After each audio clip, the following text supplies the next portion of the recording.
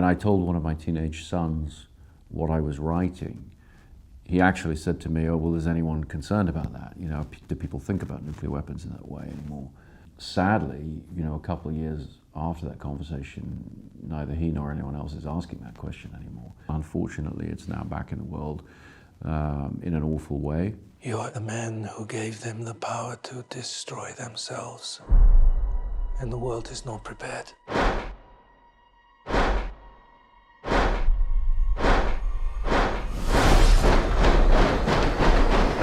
8, 7, 6, 5. I grew up in the 1980s in the United Kingdom at a time of great fear of these weapons and a lot of argument and concern about these weapons. And then there's an ebb and a flow, it recedes and comes back. I think the only way we're going to be able to survive this threat is to be mindful of it and try and construct solutions to how to manage this threat. We're in a race against the Nazis. And I know what it means if the Nazis have a bomb. My attempt in the film is to draw the audience into the point of view and the experience of the person who was at the center of creating the bomb. I really wanted to show that entire experience through his eyes and experience things the way he experienced. And so, for example, to learn that, you know, Oppenheimer found out about the bombings at Hiroshima and Nagasaki on the radio, the same as the rest of America, as if he'd had nothing to do with it.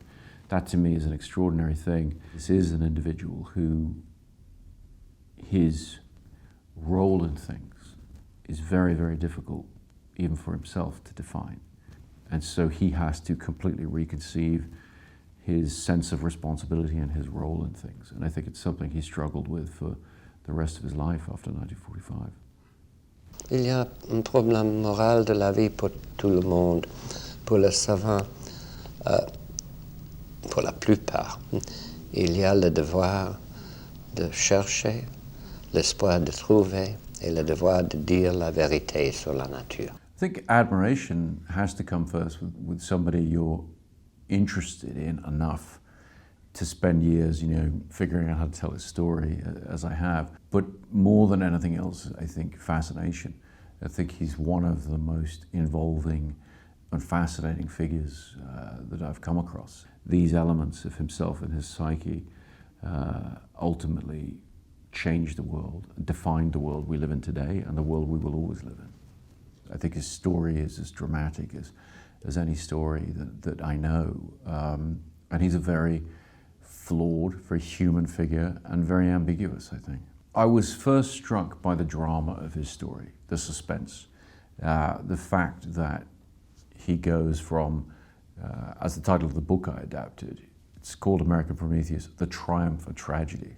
And all really in ways that reflect a lot of our modern concerns, a lot of our dilemmas in terms of the relationship between scientists and society as a whole, the responsibility of people who invent technology, and how their shifts in political thought over time may or may not fall out of step with what's acceptable in the society to which they belong. And America has been seen over the years to be very intolerant of those shifts and people who are out of step with those shifts. And Oppenheimer is a very, very strong example. His story is a very strong example of the anti-communist fervor in the 1950s, 40s and 50s, and McCarthyism in particular. So really for me, the interest in the story was the sheer drama of it. I view the story as a thriller, and there's a lot of fatalism involved. There are a lot of things that happen early in his life that become very, very important later in his life. And as a dramatic storyteller, those are the kind of stories that you're very drawn to. Let's go recruit some scientists. Build a town, build it fast. If we don't let scientists bring their families, we'll never get the best. Why would we go to the middle of nowhere for who knows how long. Why? Why? How about because this is the most important thing to ever happen in the history of the world?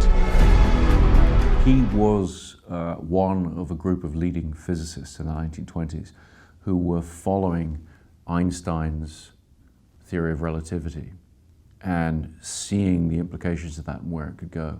I was especially interested in his early life, in that when he was imagining these things, when he was working with these other physicists to revolutionize the way we think about the world.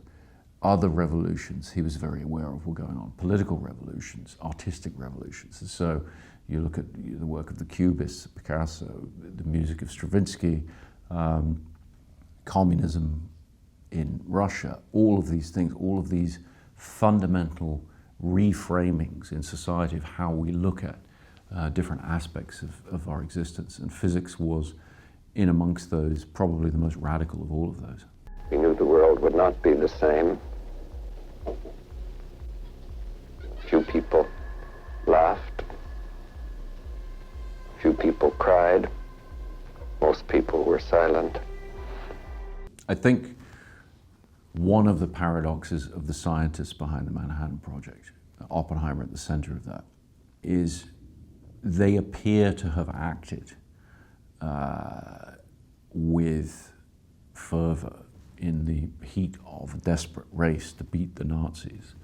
And yet, these are people of intellect so far beyond the rest of us who are able to foresee cause and effect, consequences of actions are far beyond what the rest of us can see. And that's one of the paradoxes, and that's one of the fascinations I have, particularly with post-1945 Oppenheimer. Everything he says after 1945 about his involvement in the creation of the atomic bomb, in the bombings of Hiroshima and Nagasaki, everything he says is extremely carefully worded. He never apologizes. He's very, very careful to never express individual and specific shame or a sense of apology for his involvement.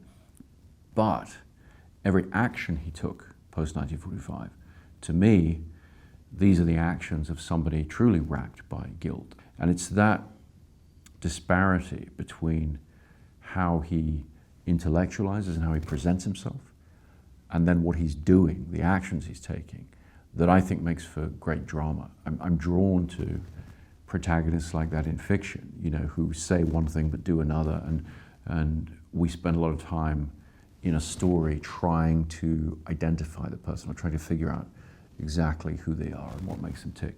Because I think real human beings, I think none of us are simple.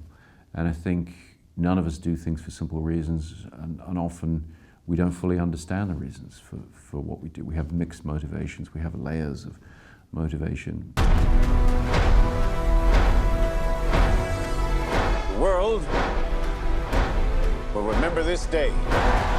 Certainly Oppenheimer is, as a film, is an expression of faith on my part that cinema can be anything. And cinema has told these great stories many times in the past, and I think will in the future as well. It may have been a while since somebody did that, but the tool of cinema, you know, the medium, how it can accommodate this type of story, is very well established. So I think, you know, I'm certainly trying to work in a great tradition, you know, that goes right back to Lawrence of Arabia or Citizen Kane. You know, for me, cinema is not really about, are you shooting, you know, people in a room talking, or are you shooting cars running down a road, smashing into each other or whatever. The energy of the drama comes from the narrative and the narrative momentum. And certainly for me, two of the genres I find the most compelling from a suspense point of view. One is the heist film. And so for me, the whole Manhattan Project to me seemed like the ultimate kind of heist movie, where this team comes together, all with different specialties, focused on this goal to beat the Nazis, you know, to finish this thing in time. And then the last section of Oppenheimer's life to me is just the most suspenseful courtroom drama, you know, and I love that genre. You know, I think it's one of the most tense genres. You put people in that heightened situation and you're immediately sort of leaning forward to wonder what's going to happen next and, you know, how things are going to play out. I think anybody who's a fan of just a great story, you know, there's a lot for them in this film. 3, Truman needs to know what's next. 2, what's next? 1.